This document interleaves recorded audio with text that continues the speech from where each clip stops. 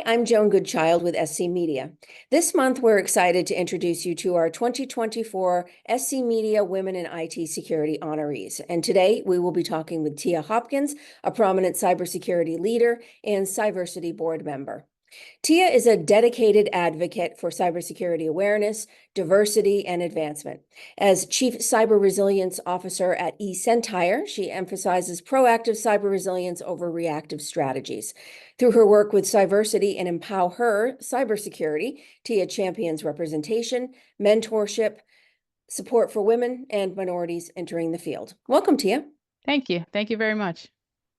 All right, so let's just dive right in to talking about you and all of the great things that make you such an inspiration and one of our honorees this year. What inspired you to establish Empower Her Cybersecurity, and tell us a little bit about, the impact you think it's had so far? Sure. I think what really inspired me to do it was just kind of looking around at conferences, not seeing a lot of people that look like me, or I get reached out to for an opportunity to speak on a podcast or at a conference or something like that. And if I wasn't available, of course, the first thing I would want to do is refer someone that I'm familiar with, but selfishly also that look like me from a representation perspective. And I just didn't have a long list of folks to refer. And so I sat down and I thought about it. I'm like, where are we? What's going on? And long story short, I came to the realization that while there's a ton of information available around how to start a career as a cybersecurity professional or train yourself up from a skills perspective, there's not a lot out there that focuses on the individual. And honestly, women of color suffer a lot from, I think, lack of confidence. It might be incredibly confident. And I'll say women in general might be incredibly competent, but that lack of confidence sort of detracts from that. So the whole goal of Empower Her Cybersecurity is to empower women to have confidence in themselves and their abilities to have successful careers in the space, and just kind of stand in their own power, what makes them unique, what makes them different, what they bring to the table that others don't, and understand that is the true differentiator above and beyond the technical skills in the space. And the impact has been incredible. So what we do is we run a 6-month program that we call Differentiate You, and cohort members come in and we start with a self-discovery, like a disc assessment, do all the things, learn about yourself. What do you want your day job to look like? Do some research into roles. Don't just pick a role because someone told you it's the hottest thing or you think it's cool. And Yeah. it's a lot of hard work. Find your purpose, find what it is that you bring and ground yourself in that, because it's a hard journey and you need something to bring yourself back to when times start to get hard. And just to see the transition from women when they come into the program, just kind of uncertain and is this for me, and asking all the questions around, well, where do I go and how do I stand out, to the end of the program where we actually put them in groups and have them do sort of like a capstone presentation, and the confidence that they exude because they've gone out and they've done the research and they've had to be resourceful and have been able to see the power of their own capabilities is just, it's remarkable. I believe it's probably had a greater impact on me than on them, just to see the transition. But members are constantly thanking us for the transformation in their lives and really their mindset, and are constantly bringing other members to us so that they can go through the same. And I just believe, when I started, I'll say this, when I started the organization, I said, if I change one life, I could close up shop and I'm Oh, good, and all these years later, I mean, we've changed the lives of hundreds of women and are still continuing to do so. So I couldn't have asked for anything better. that's great. That's so nice to hear. So let me ask you now too about Cyversity. How does your role at Cyversity also align with your advocacy for diversity in cybersecurity? Yeah, I mean, look, the goal of both organizations is to make sure that we have a more diverse talent pipeline as it relates to cybersecurity. You read all these articles that we have this huge skills gap. And then I say, do we really? Because then Yeah. you have this pool of newcomers to industry that are like, "Hey, I can't find a job anywhere." Right. And so the reality is we need to find a better way to connect interested individuals to opportunities, but not everyone has the same access to resources. Not everyone can afford a college education or afford to spend money on training and certification to kind of see if it's a fit. And if we're going to stand any type of chance against the adversary out there, we have to make sure our teams have diversity of thought. It's not necessarily just about, race, ethnicity, age, gender, but the end goal is diversity of thought. And so diversity is very much aligned with me and my thinking on that topic, and along with Empower Her Cybersecurity, that diversification in the industry in general is incredibly important to the security of all of our futures. That's great.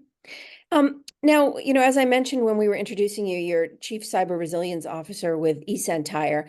Can you talk a little bit about that and that role? Like, how did you, in your career, transition from maybe more traditional cybersecurity kinds of roles into this focus on cyber resilience, which we know is really gaining traction now? Yeah, it's an interesting story. I am of the belief that you either find your lane or you make your lane. And in my career, I've done a lot of making my lane. And early in my career, I kind of felt like I needed to fit the mold just to kind of learn the game and how it's done before I can just come kicking doors in and saying, no, this is how, we're gonna do it.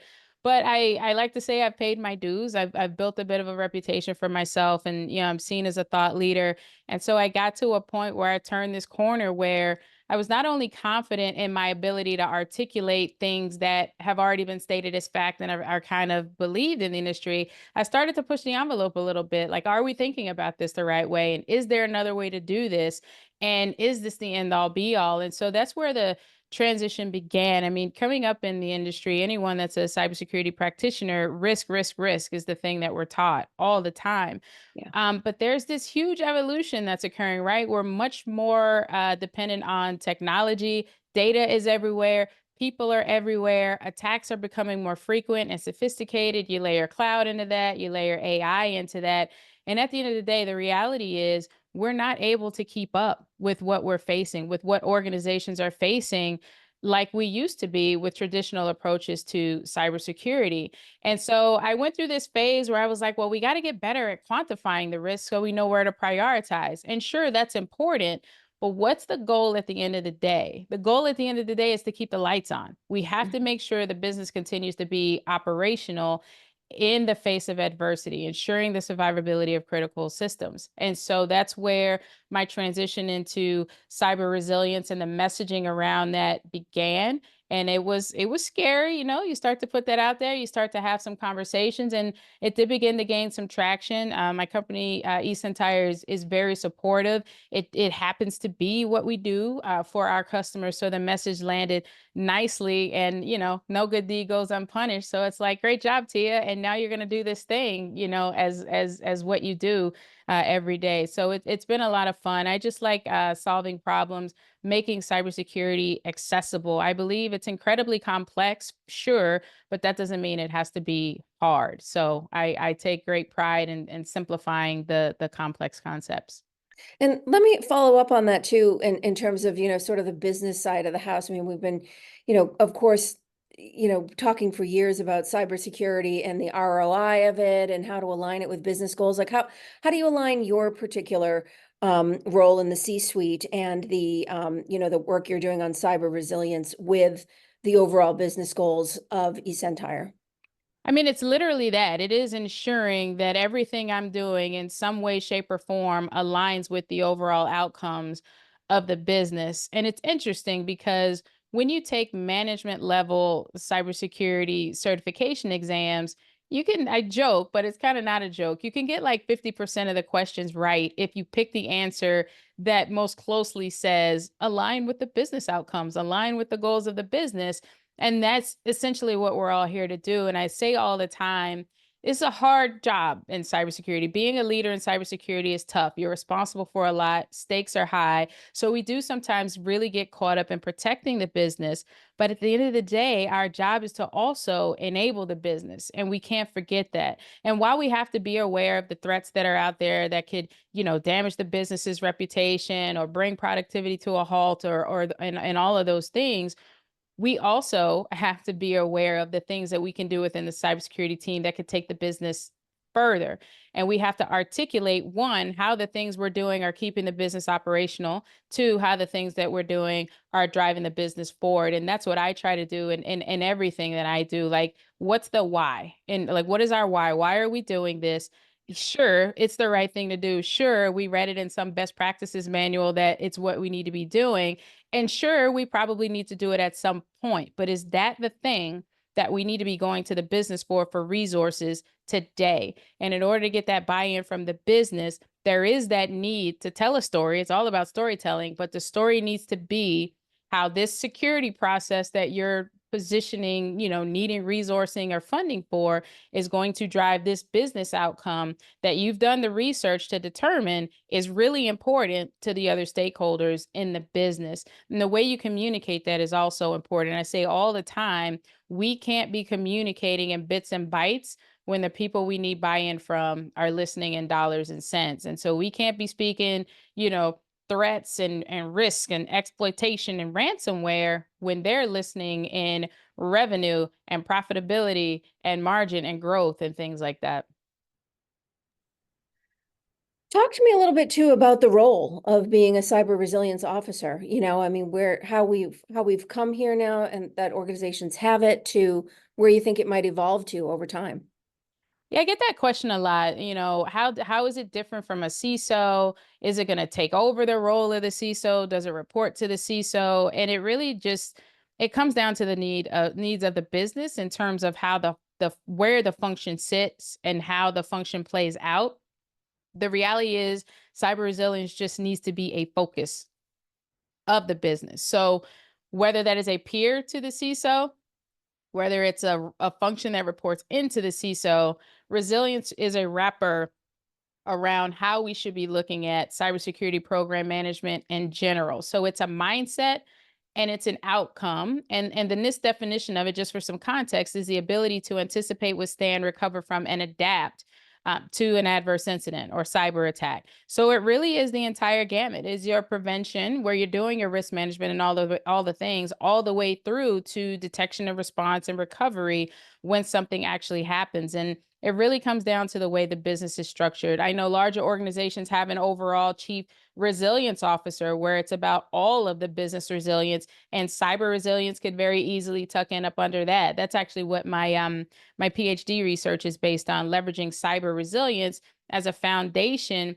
or the framework of communication between non-technical and technical business leaders, because there's not a business leader out there that's not concerned about running a business that is resilient, and cybersecurity is something that could impact a business's ability to be resilient. So let's have that conversation. So I think as the industry moves forward, my hope is that the resilience conversation will have the chief cyber resilience officers, or if it's a CISO that owns that function, more of a seat at the table, having that conversation about those business outcomes. Because I am having a lot of conversations today where CISOs, while we're told we're responsible for driving business outcomes, don't really have a seat at the table to understand what those outcomes actually are. So my hope is that it'll bridge that gap, that it'll get CISOs more of a seat at the table, or chief cyber resilience officers more of a seat at the table, and bridge that communication gap, most importantly, because then we're making more informed decisions, right? You don't want business leaders making a decision when they're confused, or not prioritizing things because they're confused, because a confused mind says no, right? So tell me a little bit more about, we started this conversation kind of talking about your work as a board member and as the founder of Empower, and, the missions and impact there. And you certainly have this, incredible breadth of experience and a really, inspiring career track and all that you have accomplished. Did you have a mentor along the way? Was mentorship important to you along the way in your path in your career?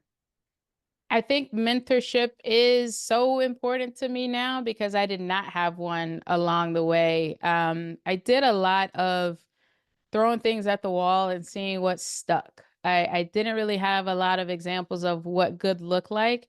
And my support system had no idea what I was talking about when I said the word computer. So I was kind of on my own out there. And once I got into to a place in my career where I was confident and I did have connections and I did have people that I could bounce ideas off, which honestly was about 18 to 20 years into my career, it really hit me that wow, while I learned a lot on my journey, I wouldn't change a thing. My stepfather says, "You change one thing, you change everything." So I wouldn't change a thing about the way my career played out. But if I had to reflect on something, I'm like, wow, I lost a lot of time. I probably wasted a lot of money and definitely missed a lot of opportunities. And I could probably be further along in my career at this point if I just had some guidance sooner.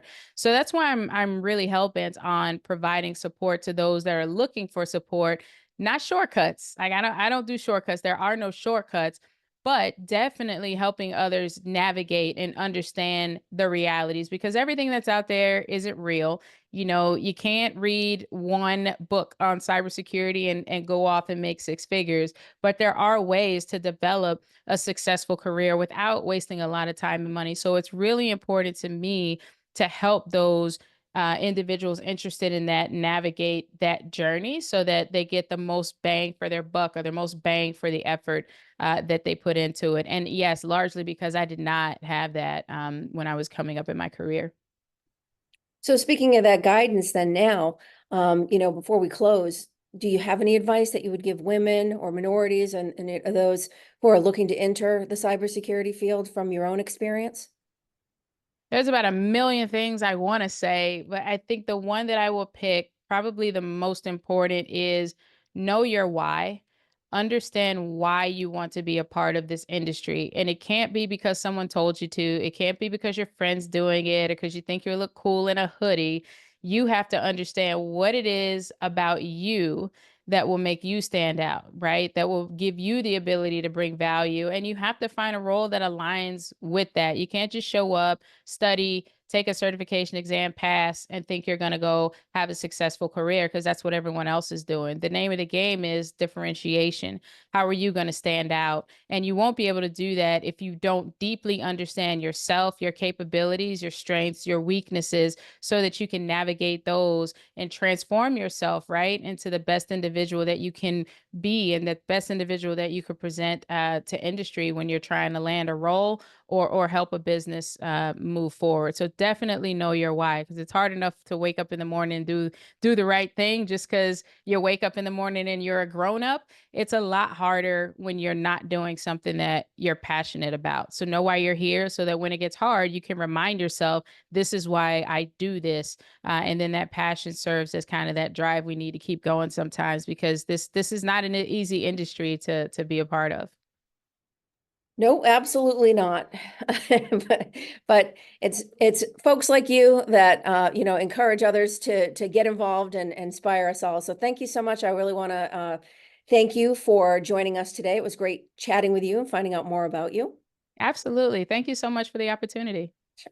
And thanks to all of you, our audience, for watching. I'd like to invite you to stick around and check out some of our other videos with honorees and other articles about our winners this year. And for now, on behalf of SC Media, I'm Joan Goodchild. Have a great day.